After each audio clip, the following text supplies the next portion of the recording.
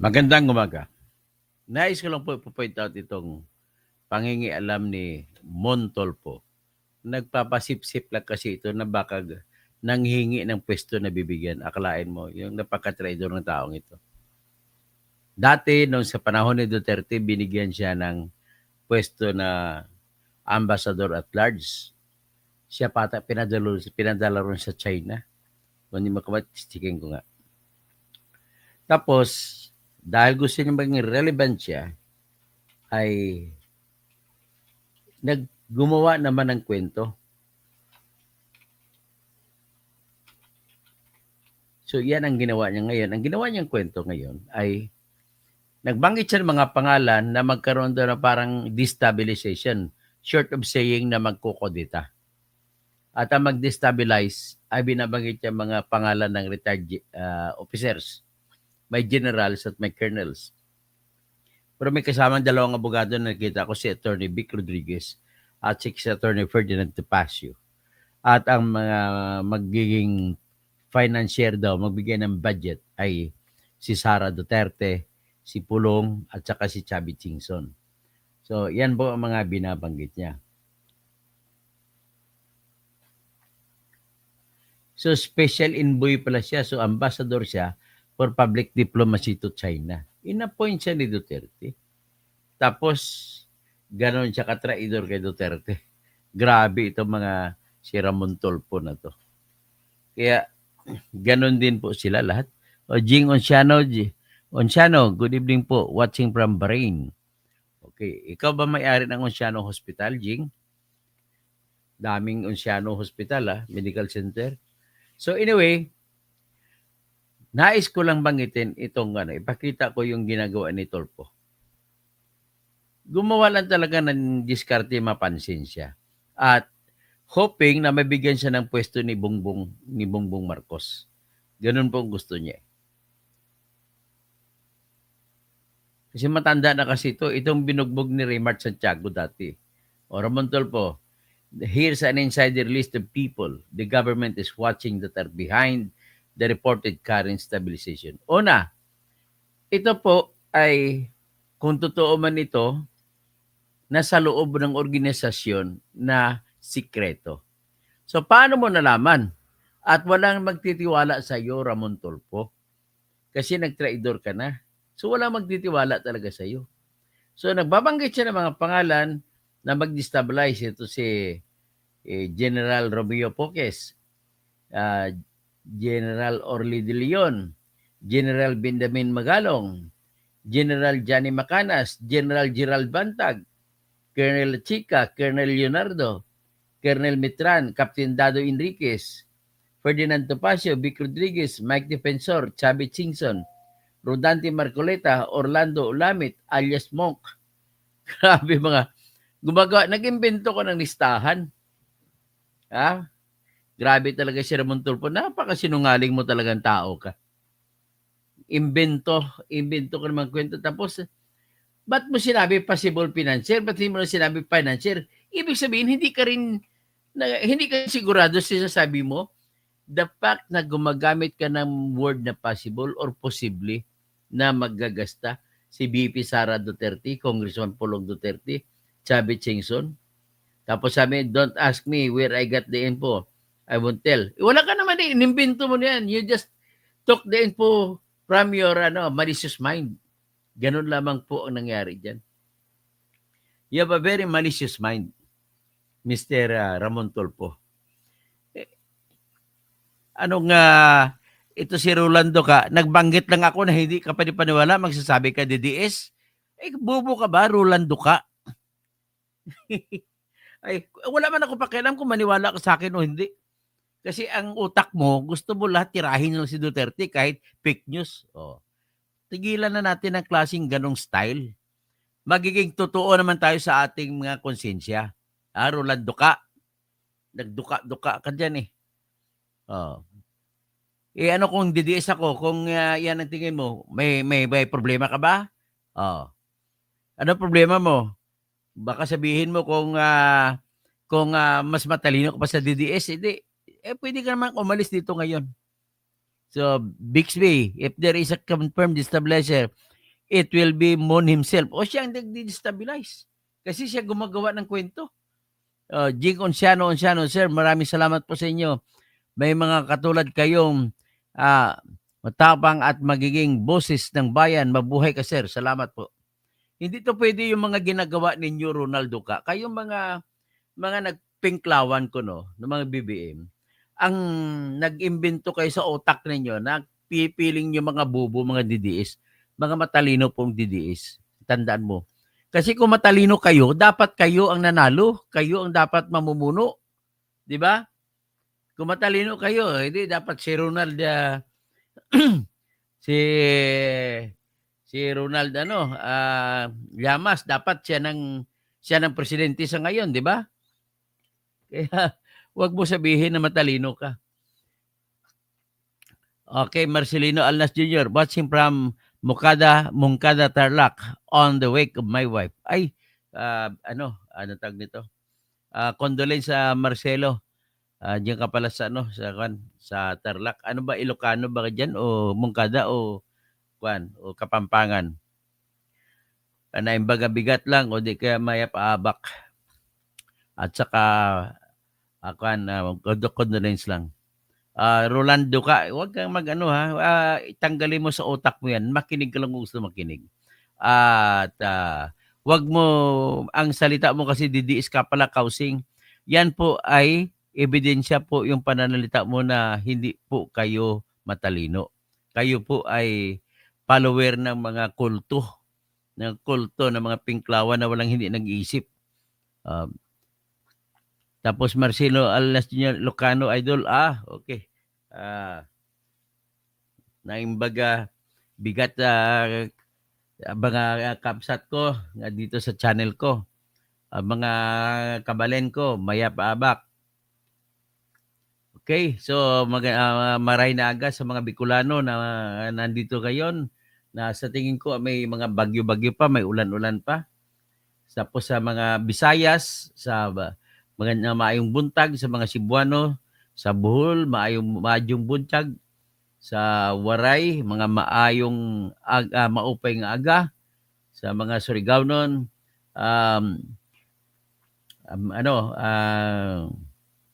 Maradyaw, buntag, may Maradyaw nga aga sa inyo. Okay. Sa maramay naat sa mga tausog. Okay, so mga mapita sa mga pakat, ago pagari akan, Rosa Barm. O sige. So ngayon, ito po ang tinitingnan natin. Maraming nag-imbento. Ito gusto lang to mapansin ni Bongbong Marcos, si Montolpo. Tapos si mga kapatid niya na akala mo sikat, feeling sikat. FS. Mga Mr. Bendelo. Tsaka mga American citizens. Wala lang tayong ebidensya kay Rapi Tulfo . So anyway, ang kasunod natin pag-usapan, sinasabi ko lang naman yan in passing na mali talagang ginagawa ni Tulfo. Unang-una, hindi ka paniwala. Pangalawa, mayroong darating po na rally ng 3 araw ng mga Iglesia ni Cristo. At base sa aking nakuhang informasyon, buong Luzon, mga Ilocano na iglesia, Pangasinense na iglesia, mga Igorot na iglesia, lahat ang mga hanggang Bisaya, hanggang Mindanao, hanggang Bicol, hanggang mga Waray, doon ay dami pong pupunta ng mga iglesia ni Cristo. At tinataya po na in-expect lang naman na mga 2 million sila nandun. Sabi dito na mahilig man lang ito na reliable informant. Yan ang style ng mga lumang journalist. The reliable informant. Kadali sabihin maglagay ng reliable informant. Ito naman si Conte. Si Attorney Conte. Hindi daw sakop ng extradition ng papa-aresto kay Bato. Kasi daw, ICC daw ay hindi siya bansa. So ngayon, ang gusto niya pa sasabihin, pwede kang hulihin na walang warrant sa ating korte sa Pilipinas kung sa ICC manggaling. Kung ikumpara mo, ano pagkakaiba ng pagpapaaresto ng Amerika, kagaya pinapaaresto ng Amerika si Kibuloy din sa Pilipinas, pero dumaan pa sila sa tinatawag natin na extradition proceedings. So nagsampa na ng extradition proceedings laban kay Kibuloy, pero ang problema lang niya ay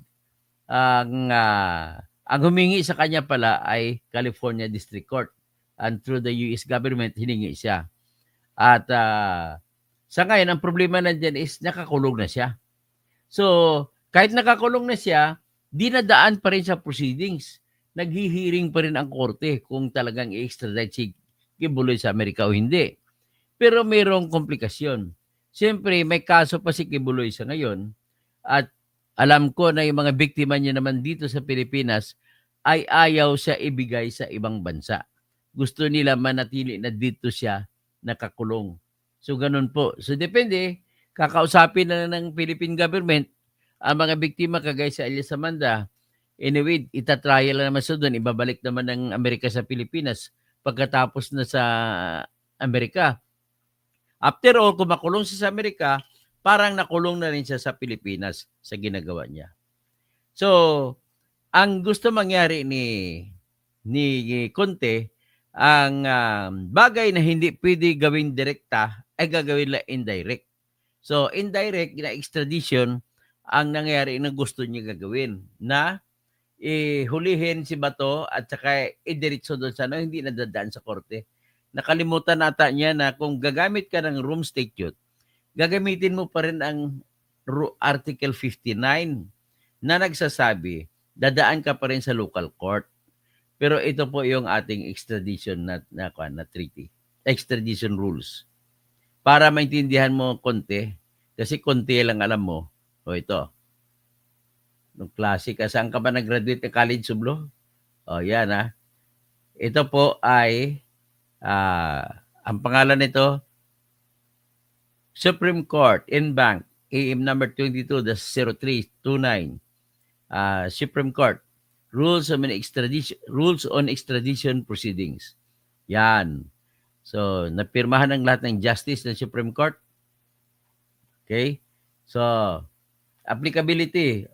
Dito sa basahin nyo, extradition means removal of an extraditee from the Philippines with the object of placing them at the disposal of foreign authorities. Sakop pati ang ICC kasi foreign authorities ang ICC. Kaya kita man yung konti. Palawakin mo naman ang utak mo. Kasi pag ginawa mo yan, ibig sabihin promotor ka po ng violation ng human rights, na hindi mo sinusunod ang karapatan ng tao sa Pilipinas na dumaan sa batas. So, ikaw po ay isang tao na hindi karapat-dapat maging abogado dahil promoter ka ng human rights violation.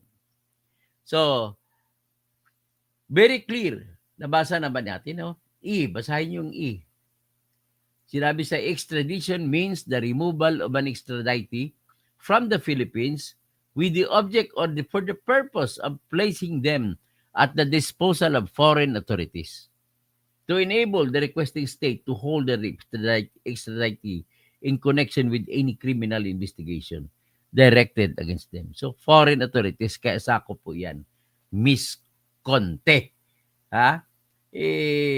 Pareho po niyan ang sinusunod po nating batas, Miss Conte. Sa Section 1, Article 3 ng Constitution na nagsasabi, no person shall be deprived of life, liberty, or property. So, hindi po sila ma-deprive ng liberty si Bato. Without due process of law, dadaan ka sa batas kung walang batas. Ibig sabihin, dadaan ka sa batas. And nor shall any person be denied the Equal Protection Clause. So kung ano ang batas na magpapabor na binibigay sa extraditee dahil sa warrant of arrest sa ibang bansa, dapat patas din ang pagtingin ng ating korte sa mga tao na gustong kukunin ng ICC kasi dadalhin din sa ibang bansa.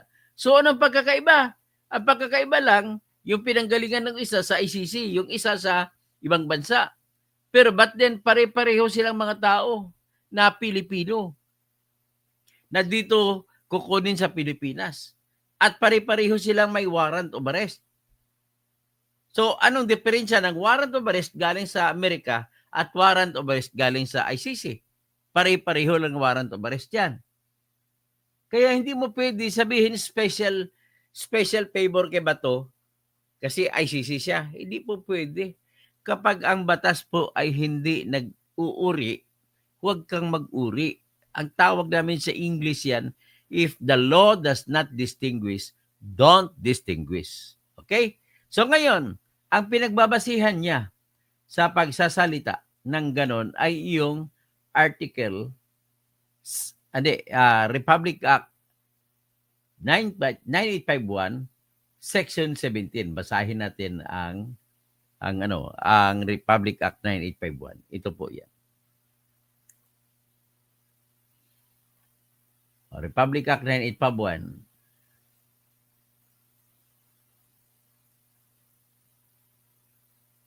Yan, ito. So, yan. Pero, Section 17 ang pinagbasihan. Tingnan mo natin sa taas. Republic Act 9851. An act defining and penalizing crimes against international humanitarian law, genocide and other crimes against humanity, organizing jurisdiction, designating special courts, and for related purposes. Punta tayo sa Section 17. Jurisdiction. The state shall exercise jurisdiction over persons, whether military or civilian, suspected or accused of a crime defined in and penalized in this act, regardless of where the crime is committed, provided any of the following conditions is met. So, ang Estado ng Pilipinas ay pwedeng maglilitis at maghusga sa mga tao, kahit military man siya o civilian, basta na akusahan o suspetsahan siya nag-commit ng crime sa ilalim ng nitong batas na ito, na kasama dyan ang crime against humanity. Kahit saan pa nagawa ang krimen, kahit sa labas pa ng Pilipinas, basta siya ang akusado ay Pilipino, o di kaya ang akusado, kahit hindi sa Pilipino, narito siya sa Pilipinas, present in the Philippines. O di kaya, pangatlo na kondisyon ay ang kasalanan ay nagawa niya laban sa Filipino citizen. Next paragraph. In the interest of justice, the relevant Philippine authorities may dispense with the investigation or prosecution of the crime punishable under this act. Sabi niya, kung minsan, sa ngalan ng katarungan, pwedeng ang Pilipinas ay magparaya na lang, hindi na mag-imbestiga. Kung sa patungkol sa krimen ito, if another court, that includes international court or international tribunal, is already conducting investigation. Kagaya sa ICC, nag-conduct ng investigation at nagpo-prosecute na.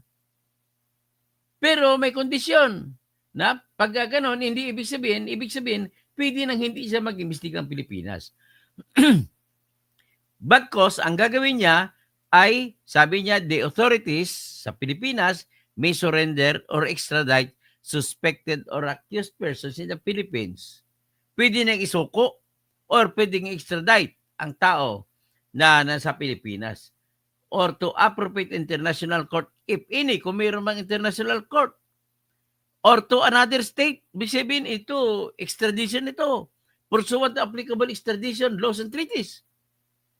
Ngayon, kung ipasa mo at nakatingin ka lamang sa International Criminal Court, hinahanapan pa rin ng treaty. So, hindi mo pwede gamitin ito na kara-kara mag-surrender. So, ngayon, bakit nilagay ito ng batas? May surrender. At may hindi, may surrender. May, ibig sabihin ng may, pwedeng hindi, pwedeng gawin. So, surrender. So, may surrender. Ano, bakit nilagay ng batas may surrender? Ang rason po niyan ay sapagkat sa extradition po na batas, hindi pa naman po lahat ay nagpapa-aresto. Merong ibang mga ini-extradite na nagsumusuko na lang. Kaya ibalik natin uli yung extradition proceedings na inangat ko kanina. Ito. Ayan ang extradition proceedings. Binalik ko kayo dyan. So, titingnan natin sa Article 5, Rule 5. Rule 2, Rule 3,